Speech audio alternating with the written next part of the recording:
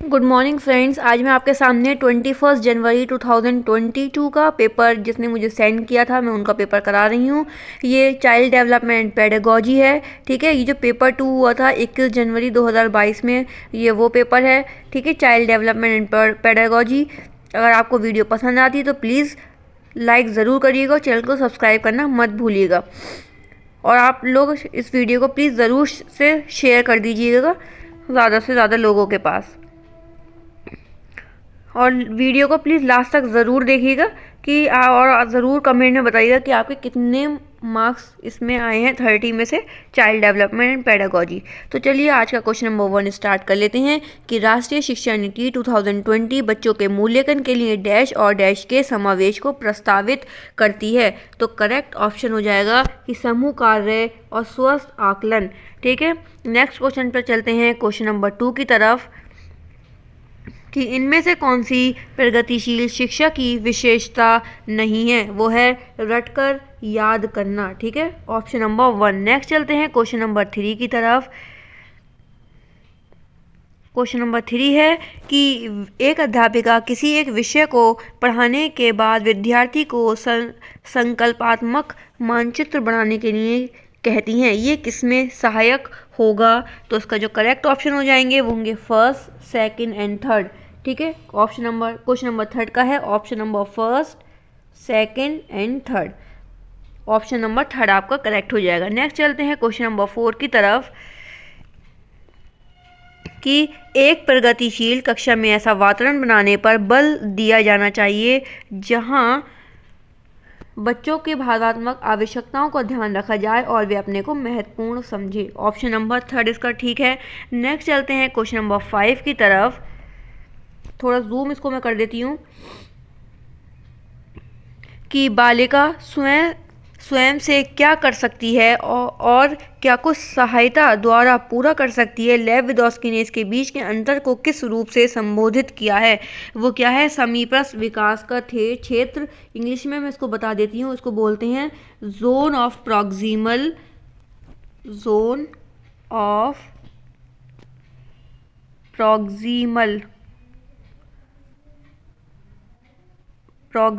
Development. क्या बोलेंगे इसको, प्रॉक्सिमल डेवलपमेंट। ठीक है, नेक्स्ट चलते हैं क्वेश्चन नंबर 6 की तरफ कि एक बच्चे को 3 पर्वतों का एक 3D मॉडल दिखाया जाता है। एक अन्य व्यक्ति इस मॉडल को एक भिन्न जगह से देख रही है। बच्चे के दूसरे व्यक्ति की दृष्टि क्षेत्र से देखे गए मॉडल को बनाने के लिए कहा जाता है और वह सही तरीके से नहीं कर पाता। जीन पियाजे के अनुसार ये क्या दर्शाता है। ये दर्शाता है कि परिकल्पक चिंतन को दर्शाता है। नेक्स्ट चलते हैं क्वेश्चन नंबर 7 की तरफ कि बच्चों के कार्य में त्रुटियां को अध्यापक को बच्चों से निराशा को दूर करने के लिए अनदेखा करना चाहिए। नहीं, ठीक है, ये वाला स्टेटमेंट नहीं सही नहीं है। यह है शिक्षक द्वारा पूर्णतः विश्लेषण में बच्चे को विचार विमर्श करना चाहिए। ऑप्शन नंबर 4 इसका ठीक आंसर है। नेक्स्ट चलते हैं क्वेश्चन नंबर 8 पर कि समग्र मूल्यांकन के उद्देश्य को ध्यान में रखते हुए अध्यापक को क्या करना चाहिए। अध्यापक को करना चाहिए कि सभी विद्यार्थियों के लिए मानकीकृत परीक्षणों का प्रयोग करना। 8 का करेक्ट ऑप्शन हो जाएगा 4। नेक्स्ट चलते हैं क्वेश्चन नंबर 9 की तरफ कि भाषा और संज्ञान के बारे में कौन सा कथन विदोस्की परिप्रेक्ष्य से नहीं है। वो है कि उच्च मानसिक क्रियाओं के विकास को भाषा सुसाधित करती है। नेक्स्ट चलते हैं क्वेश्चन नंबर 10 की तरफ कि जीन पियाजे ने प्रतिपादित किया कि बच्चों की सोचने की प्रक्रिया वयस्कों से डैश क्या है। तो वो है कि गुणात्मक रूप से भिन्न है। ठीक है, इसका करेक्ट ऑप्शन हो जाएगा 4। नेक्स्ट चलते हैं क्वेश्चन नंबर 11 पर। अगर आपने चैनल को सब्सक्राइब नहीं किया हो तो जल्दी से चैनल को सब्सक्राइब कर लीजिए, वीडियो को लाइक करना मत भूलिएगा। क्वेश्चन नंबर 11 है कि हार्दिक को कम दिखाई देता है। अध्यापक को उसकी स्थिति के बारे में नहीं बताया गया है। कक्षा में अध्यापक को किस व्यवहार क्रिया से पता चल सकता है कि उसे कम दिखाई देता है, तो उसमें पढ़ने के दौरान आंखें मिचकाना। 11 का करेक्ट ऑप्शन हो जाएगा आपका 4। नेक्स्ट चलते हैं क्वेश्चन नंबर 12 की तरफ कि अंतरिक्ष श्वास स्फुट प्रेरणा का उदाहरण कौन सा है। तो इसका करेक्ट ऑप्शन होगा कि फर्स्ट है कि एक विद्यार्थी इसीलिए प्रयोग कर रही है क्योंकि उसे प्रयोग का परिणाम जानने की उत्सुकता है। ऑप्शन नंबर 12 का क्वेश्चन नंबर 12 का ऑप्शन नंबर 1। नेक्स्ट चलते हैं क्वेश्चन नंबर 13 की तरफ कि बहुधा कुंभकार और कुंभ का एक रूपक उपयोग किया जाता है जिसके द्वारा दर्शाया जाता है कि उसे परंपरागत शिक्षा शिक्षक को कुंभकार के रूप में देखती है जो कुंभ रूपी विद्यार्थी को आकर देकर उसमें ज्ञान उड़ेरता है। इस प्रकार की समझ समस्यावादी क्यों है। 13 का जो करेक्ट ऑप्शन हो जाएगा कि विद्यार्थी के महत्वपूर्ण अनुभव होते हैं, अधिगम के निर्णय उनकी शिक्षा एवं समकालीन साथियों के साथ सक्रिय भागीदारी से होता है। इसका करेक्ट ऑप्शन है बिल्कुल। नेक्स्ट चलते हैं क्वेश्चन नंबर 14 की तरफ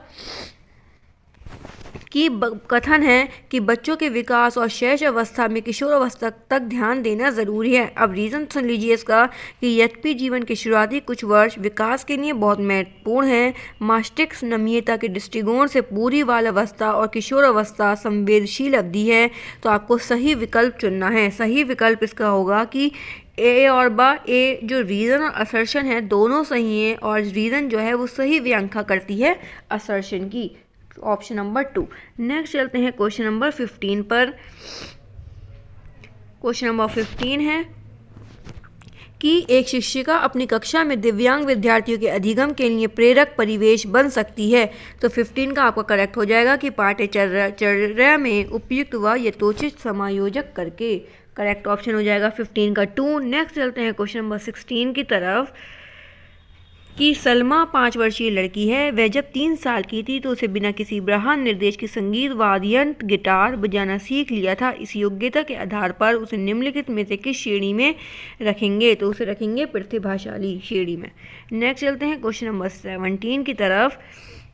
17 है कि निम्नलिखित कथनों में से कौन सा कथन समाजीकरण के संदर्भ में सही है। 17 का जो करेक्ट ऑप्शन है वो है कि परिवार स्कूल समाजीकरण में प्रमुख योगदान देते हैं, लेकिन मीडिया और सहपाठी जैसे अन्य संस्थान और भी हैं जो महत्वपूर्ण भूमिका निभाते हैं। तो करेक्ट ऑप्शन इसका जाएगा 3rd। नेक्स्ट चलते हैं क्वेश्चन नंबर 18 की तरफ। प्लीज़ चैनल को सब्सक्राइब करना मत भूलिएगा। क्वेश्चन नंबर 18 है कि कक्षा में सारात्मक समूह की सक्रियता के लिए निम्न में से कौन सा रवैया रूप सर्वाधिक उपयुक्त है। तो 18 का जो करेक्ट ऑप्शन है वो है कि समस्या समाधान के लिए कक्षा के सभी विद्यार्थियों को बातचीत करने और सहयोग करने के लिए प्रोत्साहित करना। 18 का जो करेक्ट ऑप्शन है वो 4 है। नेक्स्ट चलते हैं क्वेश्चन नंबर 19 की तरफ कि निम्नलिखित में कौन सी शैली एक प्रभावशाली विद्यालय में प्रयोग में लाई जानी चाहिए। वो कौन सी शैली जो प्रभावशाली विद्यालय में प्रयोग में लानी चाहिए वो है सहयोगात्मक अधिगम। ठीक है।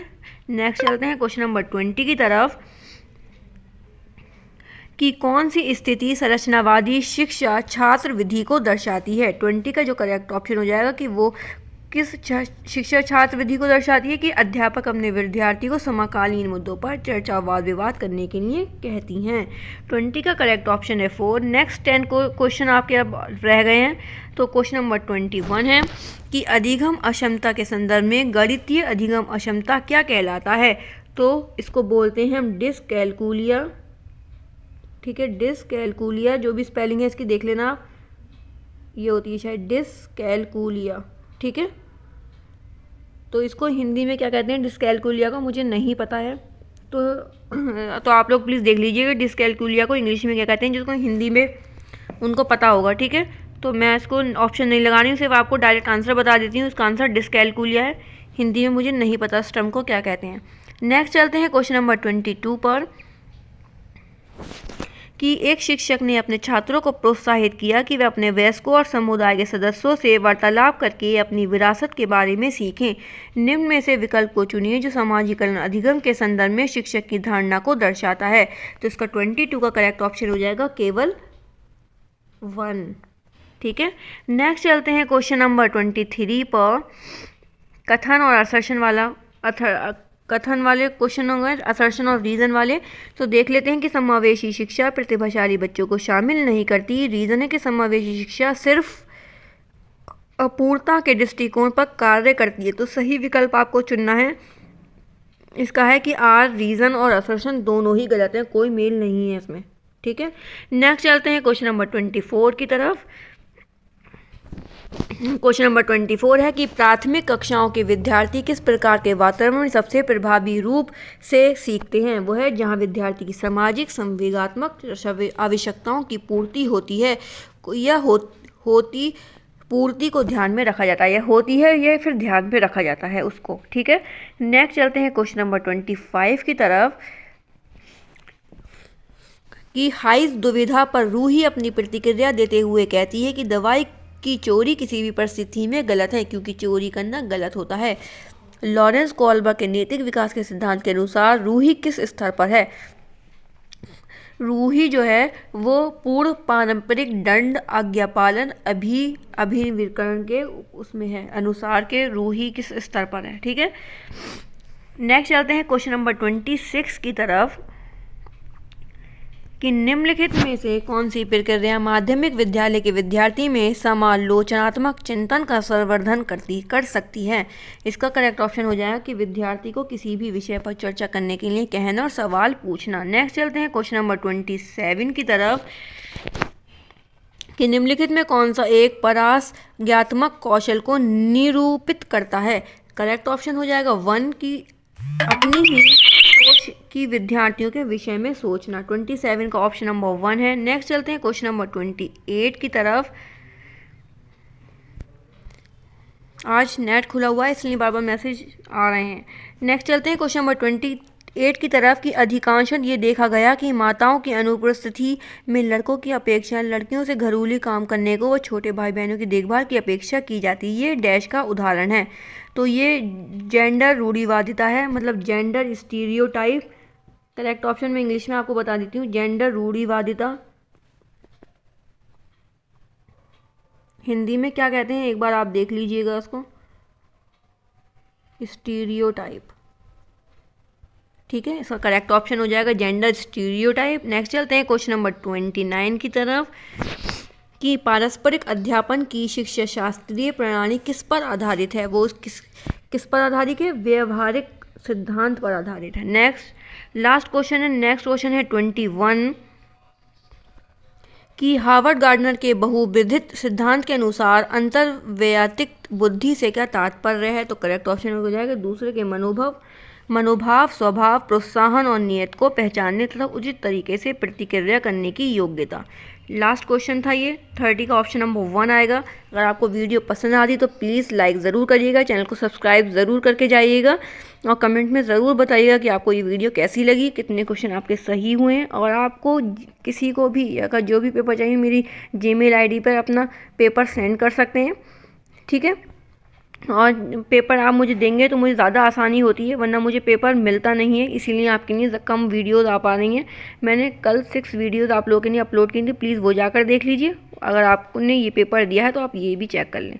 मिलते हैं नेक्स्ट वीडियो में।